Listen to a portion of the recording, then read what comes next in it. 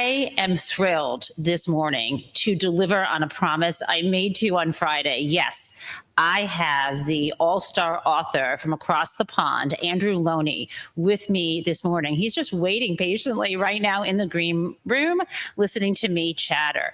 Let me tell you a little bit about him. Lownie is a Cambridge-educated author. He was born in Kenya and raised in Bermuda. He is what I would call a celebrated royal biographer, or perhaps, if you're more of a royalist, excoriated. Let me share with you something Sean Coughlin of the BBC wrote about Andrew's new book entitled The Rise and Fall of the House of York. Here's what he said, quote, "The author's best-selling biographies have a habit of changing the reputation of famous figures, such as establishing the Nazi intrigues around the Duke of Windsor, the former Edward VIII. Okay. Fine. This is my favorite nugget, though, continuing with Coughlin at the BBC.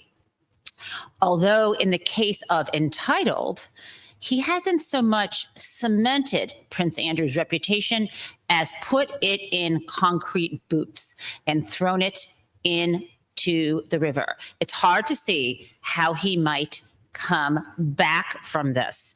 And with no further ado, I would like to invite Andrew into the conversation. And by Andrew, I mean Andrew Lownie. No, we will not have Prince Andrew here.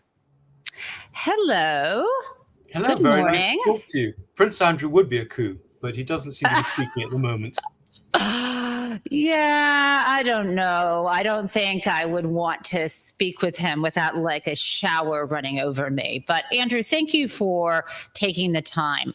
I want to begin first with you kind of leading the way. I think I'm going to tell you my general map here, which is I want to know about sort of your central argument in the book around corruption. And I think that includes some of the monstrous activities that transpired that Andrew took part in with Jeffrey Epstein. But of course, my show is a lot about law, money, and power with a little snark. So I'm interested also in the kind of self-dealing and public corruption. But before I even let you speak, and I think my listeners are used to this, what came to mind as I raced through and deeply enjoyed your 400 plus page book was something that F. Scott Fitzgerald wrote in Gatsby. And I imagine you're familiar with that book. Let me read this and I'll let you speak, I promise. This is what he said in The Great Gatsby. This is through the voice of Nick Carraway, the protagonist. Quote, "They were careless people, Tom and Daisy. They smashed up things and creatures and then retreated back into their money or their vast carelessness or whatever it was that kept them together and let other people clean up the mess they had made." No further ado, a second time, please tell me about it's a great quote. Andrew and Fergie. It's one of the famous quotes from the book. So absolutely. I mean, I think the extraordinary thing is how brazen the activities were, both of Andrew and Sarah Ferguson, in leveraging their royal status to make money for themselves, and how they were allowed to get away with it. It's all there in plain view. And I think what's is shocking is how there've been attempts to sort of cover up the story, to discredit anyone who tried to expose it, as they're trying actually to try and discredit me now. Nothing new, nothing to see. He's not a reliable person. He's anti-monarchy, etc. When you say he, that you mean the author Lownie. They're saying of you that you're not credible. Yeah. I mean, even though I've got a doctorate and went to Cambridge and all the things that you said, and actually I'm a staunch monarchist, is actually why I feel they need to hold themselves to the highest standards. It's people, what I call the rogue royals, who bring down the others. My point is that if you want to command the support, trust, and respect of the population, then you have to be, you have to command it. The dignity of the monarchy is preserved by them behaving well, not by trying to cover up things. But the problem is they do try and cover up things. And I'm still, for example, after 4 years, have failed to, with Freedom of Information, to see any of the files on Andrew as a taxpayer-funded trade envoy, files that actually by law should be in some of them in the National Archives. Foreign Office told people not to talk to me. There's been a big attempt to sort of cover up the story. I mean, complaints have been made about Andrew and to the palace, I mean, right from the very beginning about his time as a special trade envoy from 2001 to 11. And nothing was done at the palace. Complaints were made to number 10 Downing Street, and nothing happened. So let me back up, because our American audience may, what comes through to many people about Prince Andrew is, are just the sort of monstrous, salacious details around his behavior with Epstein, right? And I promise we will get to that. But what people don't know as well, because I think America has a fascination, a kind of a love-hate relationship with the royals, that people don't fully understand what it means to be a member of the royal family. So let me just give you sort of the American context. Like if you're a young girl growing up in America, your perception is if you are a prince or a princess or a duke, if you're up there living in a palace, you have no financial needs. And what you actually learn if you follow the monarchy, that's not the case at all. It seems to be, and maybe you can explain why it was that Andrew, well, many of them have jobs beyond just sort of going out and representing the empire, et cetera. But why was it that he had these sideline deals that, some of what he was doing was on the up and up, but then on the side, he was lining his own pockets. This is something familiar here because we see what Donald Trump and other sort of corrupt officials do. So can you explain, maybe in a nutshell, the kind of stuff he was doing? Because people don't even know what it means to be a trade envoy in the U.S. To let us understand, sort of your reverence for the institution and the ways in which he was corrupting it. Well, Andrew had a naval career from 1979 till 2001. And at that point, basically, he couldn't get any further in the Navy. He'd been pushed as far as he could. He'd been protected there, too. I mean, he'd been given promotion on a special promotions list. They'd run out of jobs that they were created for him. So they had this bright idea that they would make him a representative, what they call the special representative for trade and investment. And he would fly the flag for Britain, going around the world, taking trade delegations out. And he would perhaps have access, for example, to rulers in the Middle East or others that would carry a bit more weight than if a politician had gone out. And he replaced the Duke of Kent, who had done this job for many years, very quietly, but very effectively. And there were concerns about giving him this job. I mean, even the present King Charles, warned them against doing it. He said he'll just, take advantage of this and go and play golf. But it was pushed through by the politicians. They thought this was very, very useful. And pretty quickly, there were complaints that he wasn't doing the job properly. He wasn't following his brief. He would be told to promote British trade, and he'd actually suggest to people that they lease aircraft rather than buy them. He was being very rude to people there, which was counterproductive. But I think the main concern was he wasn't, for example, staying at the residence of the ambassador. He was staying in hotels. And this had two benefits. One was he was allowed to go, he went and did business on the side, and women were brought into him without, of course, any proper scrutiny. And, what has emerged is that he was, and this is why I think they're frightened to release the files, he was taking all sorts of people on these trips. I mean, they included his daughters. So sort of a junket, as we would say. Yes, I mean, these were paid by the taxpayer. They were meant to, to promote British trade. But he was slipping in his own business while he was there, or he was using the opportunity of being flown out there by private jet of then taking a holiday, in the next door country or in the same country. For example, he had a business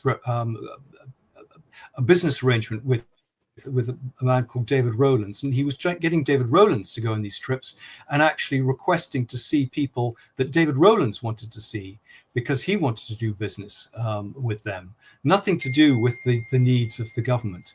And in your book, you mentioned that he did better with the Saudi royals. He did better with leaders with a similar sense of, imperiousness or something, better with them than other more democratic nations. Is that the case? Yes, I mean, the fact is that in some places it did work, and he was effective, because they taught the same language. But I think in a lot of places it didn't work, and there were complaints from the ambassadors to the Foreign Office, and of course, and they passed them on, but nothing was done.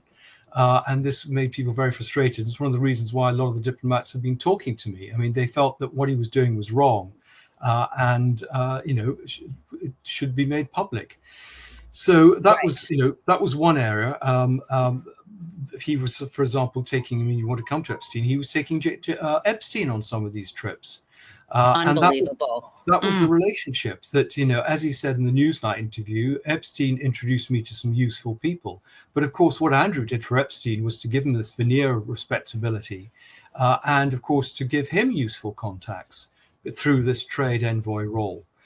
Quite and I do want to get to that Newsnight interview. I'm sorry, I'm an annoying American and of Jewish heritage. I'm going to keep cutting you off. I apologize. But I want to get to that Newsnight interview because that deals with Epstein. But I want to close out a little bit on the self-dealing and tax evasion, perhaps, because it ties into this sort of Queen Elizabeth at the time, the palace, the firm, covering up for him. And you referenced that it's very hard to get people on the record. Well, you had 300 sources, but in terms of the financial piece of this, hard to get people on the record. Maybe you get threats. People are afraid to do this. Why is it that it's so important? You would think if you want to preserve the monarchy, you would try to clean house, so to speak, be transparent and not keep covering up for this son of yours who is creating all kinds of drama and dusting up trouble. So what's that about? Well, my argument has always been that you need to have some transparency to earn the trust. And often the cover up is a lot worse than the original crime. I mean, that's one of the themes of all my books.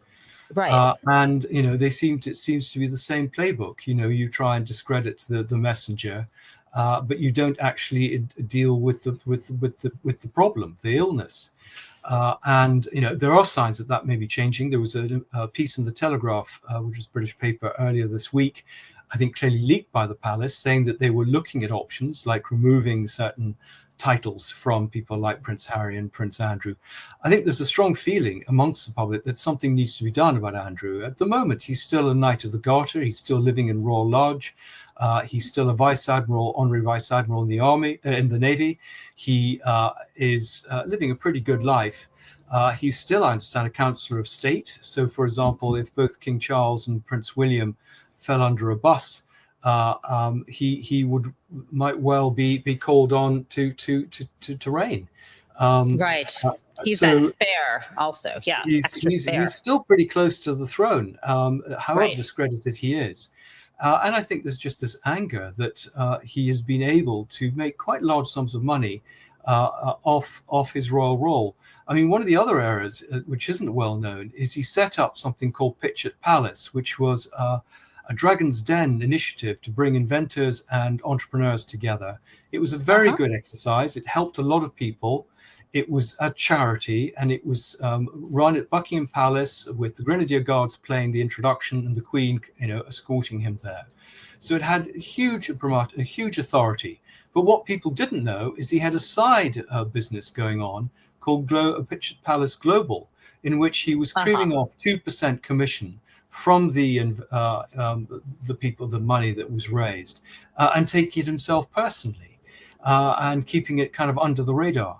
And what I show in the book is time and time again, he's been caught mainly through legal cases. I mean, that's the only way sometimes this stuff comes out, but taking quite large commissions. So one of the cases I talk about is one where he took, in the end it never happened, but he was going to get $3.85 million as a commission for bringing together a Greek water firm to do business in Kazakhstan, where he did a lot of work as a trade envoy. Now, that had nothing to do with British interests. It had everything to do with Kazakhstan and Greece. And the palace denied these stories, said it was all made up, it's defamatory, etc. But actually, the paper who exposed it produced all the emails. and actually had talked to people, particularly the Swiss finance house that was behind it. So there's plenty of evidence. There have been two recent court cases, a famous one in 2022 with a man called Selman Turk. And Andrew and indeed Sarah Ferguson and their daughter had large sums of money paid into their accounts, which they were unable to account for and explain. They gave actually contradictory explanations. It was for £750,000 as a wedding gift. It was for a birthday that didn't happen for 5 months. It was for a wedding that only had 22 people at it. You couldn't, they weren't even consistent in the excuses they put forward. This is fascinating because what you're talking about this kind of litigation, you have in Britain, or I should say in the UK, they're called unexplained something orders, right? We don't have this in the US. What is the name of these where the government can say, unexplained wealth orders? They can say, you've amassed something and we're not sure how you got it, explain where it came from to make sure it wasn't through illicit activities, right? Unexplained wealth orders, is that what they're called there? Yes, I'm not aware of them, and those certainly haven't come up in the Selman Turk case. But actually, what happened? This just came out of a civil lawsuit, and then part of discovery process is what you're saying. Exactly. I understand now. People can look up the Selman Turk case, but it was about a woman who this man Selman Turk, who had actually won Pitch at the Palace, and people were slightly surprised by that, and who was very friendly with the Yorks. Was being sued by a Turkish millionaires for fraud because she had entrusted large sums of money to him, and they disappeared. And then when in the process of discovery, they discovered the money had been paid to the Yorks. But he wouldn't explain his relationship with the Yorks or why the money had been paid. The woman had thought that she had paid to £750,000 to Andrew to get help getting a passport. Now, Andrew shouldn't be in a position to do that, and certainly shouldn't be paid to do it. And actually, it wasn't the truth. So it's quite a murky case. It's still going on, so it's difficult to find out totally what happened. And the court came to some arrangement with the court to basically take themselves out of the public the public recording of this. So we don't know what the whole story is. They've never explained. And so there are all these questions. I mean, there's another case. Sarah Ferguson has dozens of companies. None of them reach the level of transaction to have any proper form of accounting and auditing. And yet the suspicion is that they are being used to, that there are a great number of transactions going through these companies, but they just, no one knows about them. But, they set I don't understand, Andrew. I don't understand why, again, maybe this is my ignorance, but I know Lord Acton says absolute power corrupts absolutely, and I understand that there's never enough money for some people. But quite honestly, why does he need to engage in this skimming, what you refer to as creaming off the 2%? Why the side deals? I understand more about Sarah Ferguson when she was divorced, maybe not having funds, why she would have all these outside interests. But why do they need to? Why would a prince need to steal from people? Why wouldn't he have enough funds? Why didn't he do what his father, now King Charles, said to him, which is, relax, play golf? I mean, for God's sake, the guy, as you note in your book, is a rather lonely figure who sits around watching, television all day. Why did he need all this money? Because he enjoys the jet set life at the same time. And he has ever since he's been at school. At school, he was there with the Narcos family. And he got a taste of the high life in the way that Sarah Ferguson got a taste of the high life when she was a live-in girlfriend of a man called Paddy McNally, who's a multimillionaire who's about 20 years older than her. Also, the royal family, you've got to remember, don't like putting their hands in their own pockets. I mean, if they can get freebies other people can pay, then that's so much better. That is so funny because I remember reading that in your book about how he always is fascinated with wealth. And I think there's this disconnect, again, in the American mind, which is, why wouldn't the royals have the most? But it turns out the nouveau riche or the others, maybe they want to be part of that world, and they need to keep up with the Joneses, which is so funny to me. Well, also, I mean, nouveau riche loved being part of that world, and the royals play up to that. So, they're going. I think King Charles and Camilla go on, millionaire yachts lent to them by some pretty dodgy people. Wow. All sorts of things which you wouldn't think would be reputationally very sensible. They do, because they can't, even though they could afford their own yachts, they like the idea of a free holiday.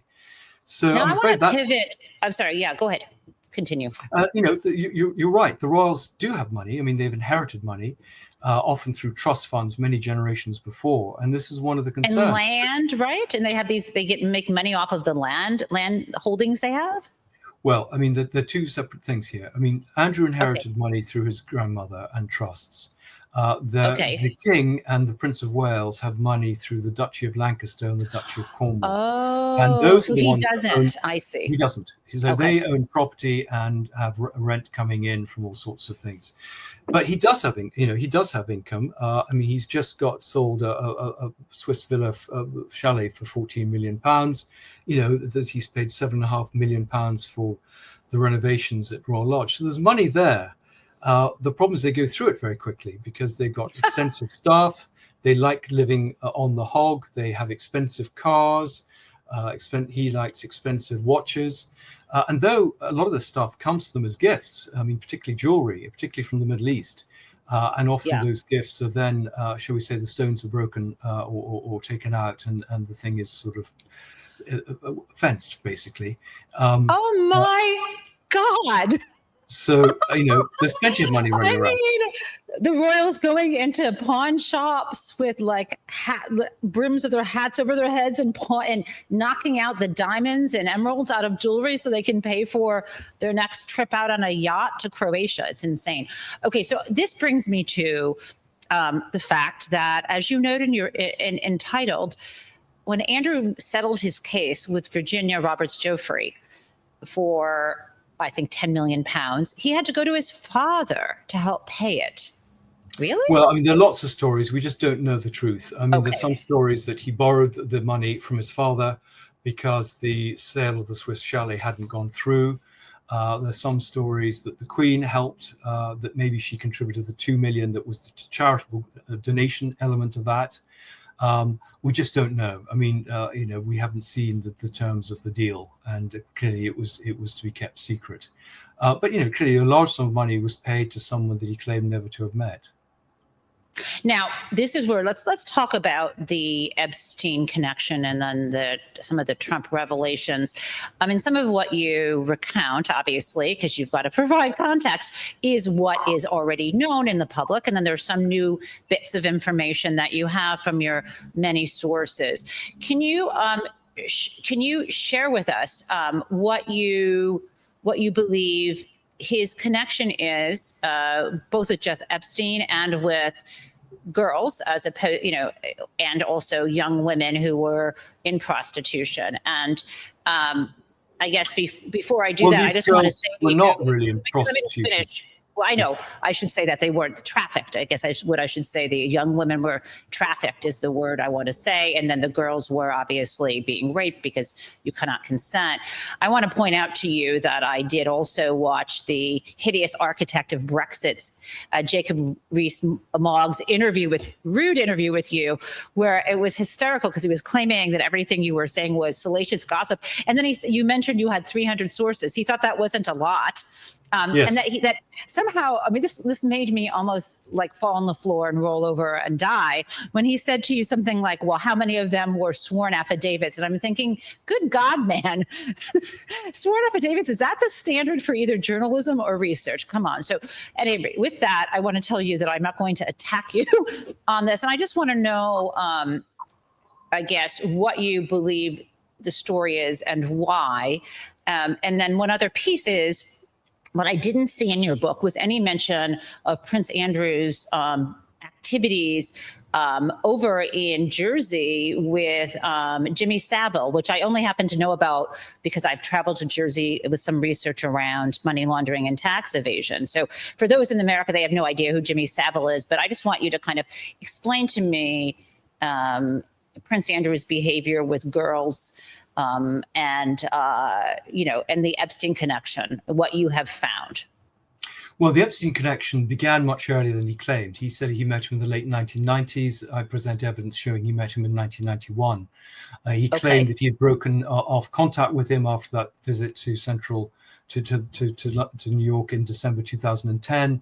We now know from legal depositions, for example, with Jess Slaley and others, that they were in contact in 2011. Let me stop there for a second for our wait for our audience to remind them. Remember, Epstein went to prison in 2008 in Florida and got that sweetheart deal with some sort of immunity for the federal charges, but he gets out of prison in prison. I mean, he was in jail and he had work release. I call it rape release. But then he's out, and a lot of people shunned him. Now he's out of jail in 2009. He's up in New York, and Andrew shows up and hangs out with him in 2010. And now you're saying he was spending time with Epstein even after that. Can you elaborate? Sorry. Yeah, well, I mean, he went there ostensibly in December 2010 to say, I've suddenly discovered, you're an awful person. I can't have anything more to do with you. I now discovered it. Yeah. He manages to spend 5 days there, have a dinner party thrown in his honor, etc. But he carries on seeing him, and actually so does Sarah Ferguson. I've got evidence from 3 different sources, including the doorman of the block of flats, that she was staying at Epstein Flats as late as 2015, having very publicly said she had given up all contact. She abhorred, the way that Epstein had behaved, etc. Why would Sarah Ferguson and Prince Andrew spend time? What is their? Obviously, they're covering up it, but what was their story for why they went there, and why do you think they continued their relationship? Well, I mean, they continued staying there because it was a cheap place to stay. Oh my God! And that was one of the things that he said. I mean, they had the New York consulate, and I mean, I talked to people at the consulate, and they were fed up because it kept popping up for no reason, and they had to deal with it. They had to provide accommodation, or they had to organize their itinerary. And even Sarah would turn up when she wasn't invited to things that he was meant to be doing, and hang around and pick up business cards from people at these events when she had nothing to do. To be clear, they weren't married, so she had no reason to be with him, although they stayed together. Okay, so they end up staying at Epstein's in part because it was a cheap place to stay, but obviously they were not opposed to his behavior. You wouldn't affiliate yourself with someone who committed those crimes. Was he trying to stay in his good graces because he believed Jeffrey Epstein had film on him? Or, I mean, you talk about some of these allegations about that police officer in Florida who may have taken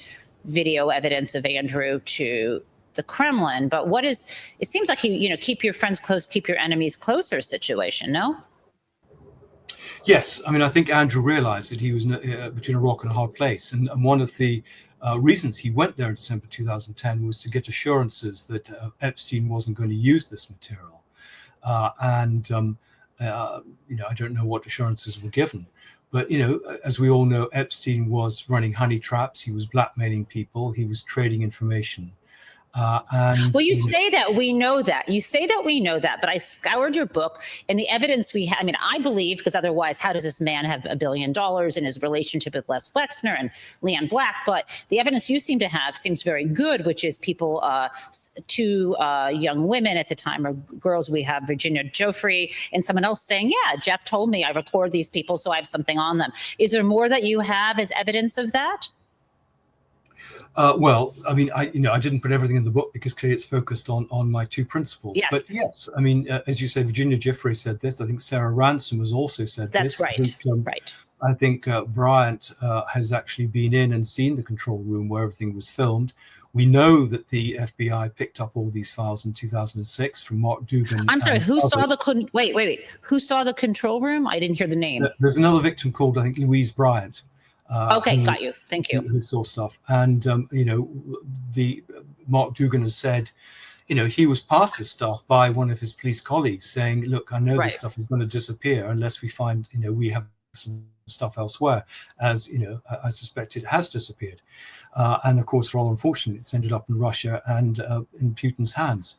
But there's a lot of evidence. I talk about a woman called Laura Burns, who was the producer for a program, a hard-hitting program on Epstein, and interviewed Giuffre. I mean, this was the program which, in some ways, should have been the Newsnight program, but the BBC flipped it and gave all the material from Panorama to Newsnight.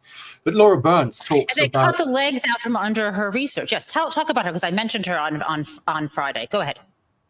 Well, I think it's an extraordinary story. It hasn't really been picked up, but everyone at Newsnight takes the credit for this fantastic piece of journalism. But the journalism was going on in Ireland, in this small office, with this investigative program, basically left to get on with it.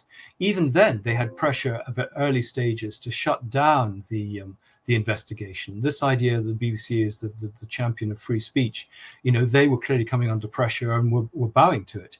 But anyway, so back up for a second. Remember, we don't watch Newsnight. So there was a show, Interview with Andrew, at a particular time on Newsnight, but it could have been so much more. Can you tell me what he said there that seemed to be so like such a get that they got him, and what was cut out?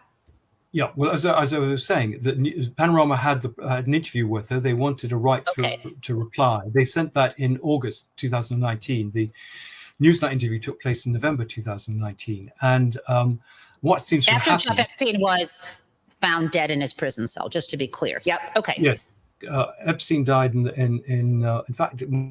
August. More or less, I think this is the anniversary tomorrow of the death. August the 10th. And so there was this program. They'd done investigations. They'd been quite, attempts to kind of stop them making these investigations, both in America and in Britain. Anyway, they persevered. They had this right to reply. And the palace then did a bit of horse trading, and they went to the BBC and said, oh, well, actually, we'll give you an interview, but we'll give it to Newsnight, who'd been talking to them about a much softer interview to do with Pitch at the Palace, because they clearly were worried about the Panorama program. And so Newsnight, contrary to all the claims they've been working on this for months, were passed all this material 72 hours before the interview took place. And Laura Burns wasn't mentioned. A lot of the material wasn't used. And in some ways, it was a missed opportunity. But the palace was able to control the narrative, which is what, of course, they've tried to do. We remember, of course, the story of Amy Robach at ABC, who had an interview with Giuffre years before, and pressure again from the palace had been put on ABC to say, you have a choice. You can either, continue to have interviews with people in the royal family, or you can run this program. And ABC decided to back off. Now let's talk about the cover-up. And for another 3 years, Epstein was out to operate. Let's talk about the cover-up, because there's obviously a cover-up. There's been a cover-up.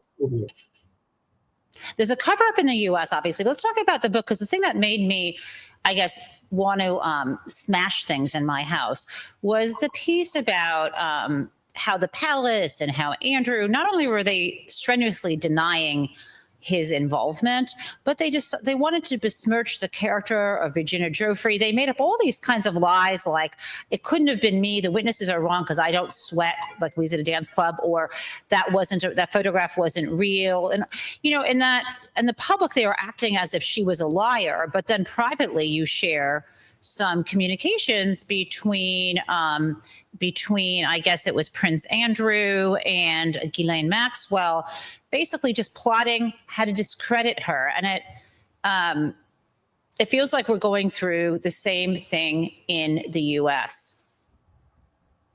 Yes, absolutely. I mean, in the way that Trump is basically sort of dry cleaning the files, pretty obviously, there were attempts to shut the story down. So, Andrew says, I don't know who this woman is. And yet here there are emails with Andrew and Ghislaine working out how they can basically undermine her and discredit her. And in fact, there was a PR company brought in to work with them to do this. And still PR companies working paid for by the Maxwells to discredit Giuffre and to say this is all complete fabrication. And various people who are going out and speaking in Andrew's favor and have been dissing me. I mean, one of the things they're claiming is I have this lifelong obsession with the Yorks. Well, I'm a literary biographer and an intelligence biographer, and the first royal biography I did was only a few years ago, based on interest. It's quite separate interest to do with the Navy. So I can't say that I've even read a royal book before a few years ago. So let me ask you, some things that you revealed along these lines that I hadn't known was that Ghislaine Maxwell had an intimate on and off relationship with Andrew, and that it strikes me maybe separate and apart or connected to that she helped lure in Andrew into Epstein's circle because it kind of gave him, a sort of stamp of approval. I mean, he was a collector of people. And then if he had people around him, I mean, Epstein, that maybe he would be protected, not just with the compromat about them, but also just the veneer of respectability. The other thing I hadn't known until reading your book, although I think it might have been sourced, I think maybe Michael Wolff, I'm not sure who you sourced it from, that apparently Jeff Epstein has gone around claiming that he had an intimate relationship with, our first lady, Melania Naus, or I guess Melania Trump now, prior to Donald Trump. These were things I hadn't known, before. Yeah. Well, I mean, that comes from interviews that were done with Epstein in 2007, not connected with Michael Wolff. Okay. I mean, what I would say, caution there is, Epstein clearly made lots of claims, and you can't necessarily believe everything he said. But it kind of rings true, given the other information he provided in this series. It was a series of interviews given for a documentary, which actually never appeared.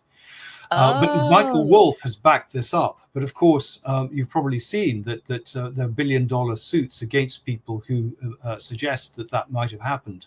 So, I think he's trying to shut that story down. Absolutely. I guess a few more things before I ask you what I have left out of this, which is a lot of people want to know whether you are implying or anyone should consider the possibility that either people in high levels of government, maybe the palace, maybe some other intelligence agency, like such as the Mossad, or maybe the Trump people had Epstein killed. I mean, whether it was directed or it was one of these, could someone rid me of this turbulent prince kind of situation.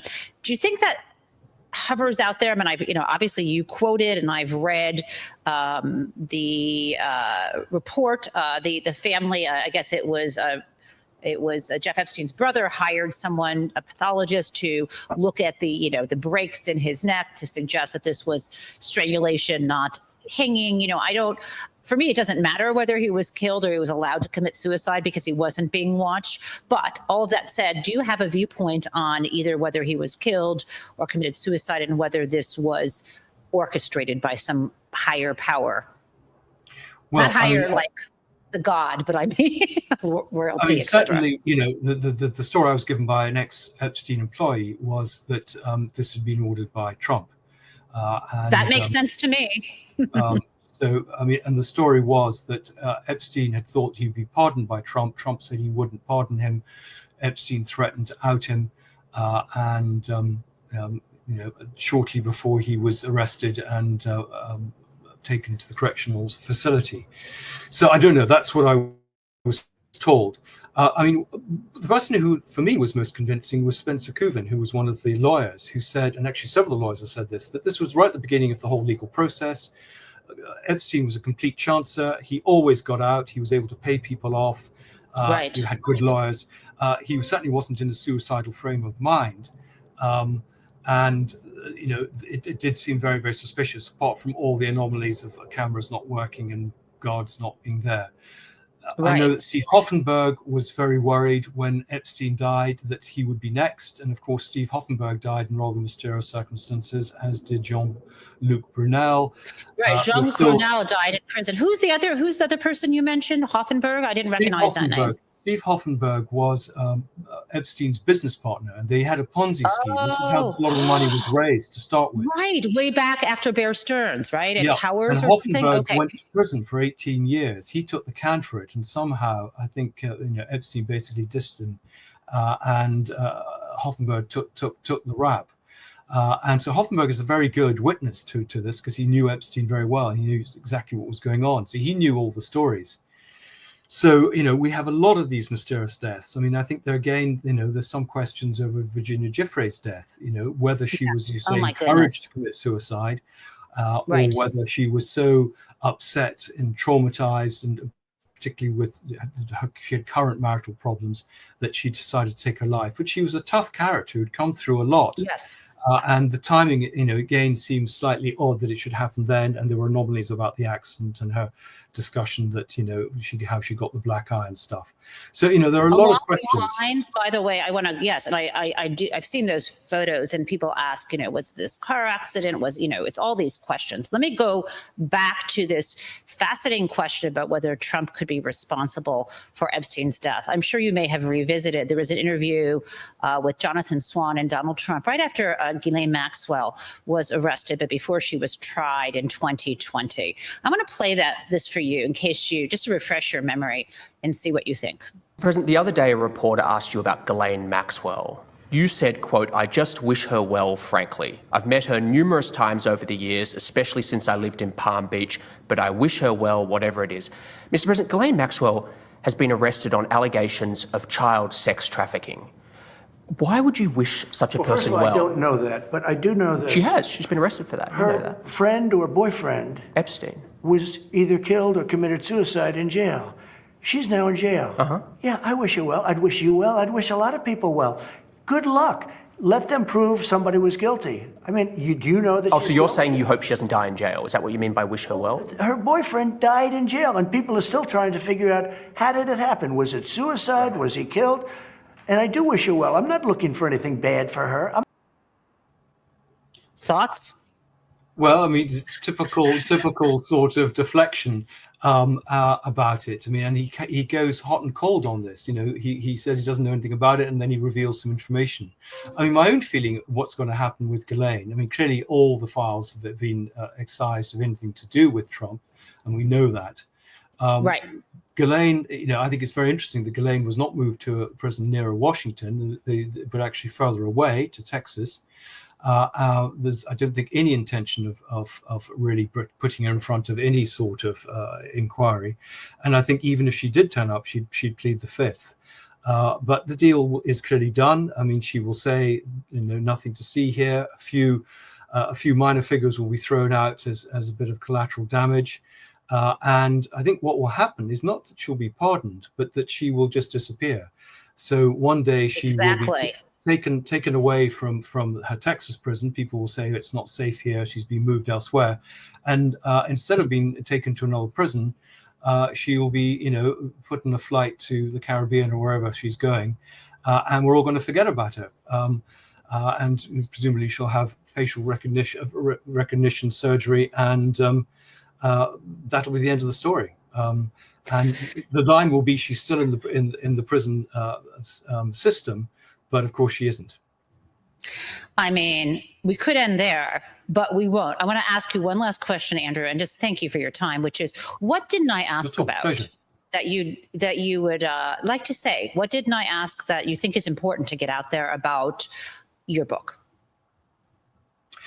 Well, I think it's important that there is more openness in the royal family, more accountability, that they don't try and keep trying to curate the narrative with this sort of carrot and stick policy of feeding tame journalists material to keep them on side and stop them talking about things. A lot of journalists knew a lot of things that are in this book and were too frightened to write about them. So I think there needs to be a slightly more grown-up approach to news management than there is at the moment.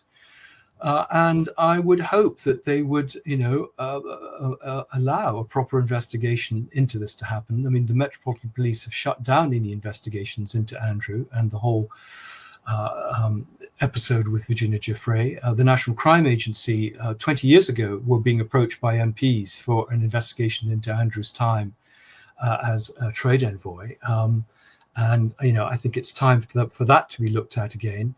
And I would hope that somehow there will be a way of both Andrew and Sarah Ferguson making themselves available to the American authorities to tell them about Epstein. I mean, they were clearly very, very close to him, and I'm sure they have some valuable things to tell them. So you think that's going to happen, though? I mean, that's what should, but do you think they... Right. So Andrew, thank you. Thank you so much. I'm honored to have you here.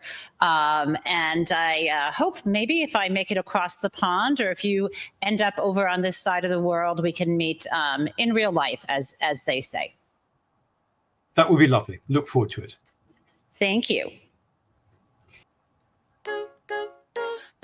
do do do do do do do do do do do do.